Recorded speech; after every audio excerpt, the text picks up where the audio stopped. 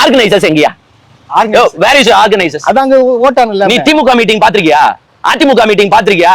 கூப்பிடுவான் யாரு? இளைஞர் அணி வா, மாணவர் அணி வா, தொண்டர் அணி வா, லொட்டணி வா, லொசுக்கணி வா கூப்பிட்டு ஒரு இடத்துல நிக்க வைப்பாங்க. கரெக்ட்டா இங்கதான் நிக்கணும். நீ இங்க நிக்கணும், நீங்க அங்க நிக்கணும், நீங்க இந்த வேலையை பார்க்கணும், நீங்க அந்த வேலையை பார்க்கணும், நீ இதை செய், நீ அதை செய், கண்டிஷன்ஸ் போடுவாங்க.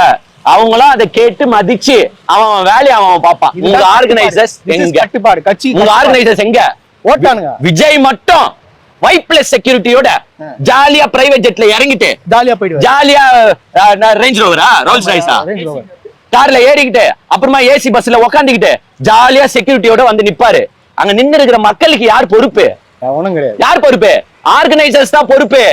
அந்த மக்கள் பாதுகாப்புக்கு எத்தனை நிர்வாக பொறுப்பு நீங்க ஏற்படுத்தி வச்சீங்க? உங்க அணிலாம் எங்க? உங்க அணிகள்லாம் எங்க? போஸ்டிங் ஒண்டி வாங்கி வீட்டுல தூங்குறாங்களா? அணிலுங்க தான் இருக்குது. அந்த அணியெல்லாம் போட்டு நிர்வாகிச்சிருக்கணும். இது பெரிய பிரச்சனை என்ன தெரியுமா? எவன் பேச்ச எவனும் கேட்க மாட்டானே. எதுவுமே தெரியாது அவங்களுக்கு. யார் பேச்ச யார் கேக்குறீங்க? திமுகலயோ அதிமுகலயோ தலைவர் ஒரு வார்த்தை சொன்னாலோ, மாவட்ட செயலாளர் ஒரு வார்த்தை சொன்னாலோ பயந்து இருப்பானுங்க. ஏய் அங்க நின்னாங்கதான் நிப்பானுங்க. இங்க விஜயே வராதீங்கன்னா நாங்க வருவோம். விஜயே கேட்க மாட்டானுங்க. அதுதான் ஒரு குழந்தைங்க. ஒரு அரசியல் கட்சிக்கும் ஒரு நடிகனுடைய கட்சிக்கும் மெயின் டிஃபரன்ஸ் இதுதான்.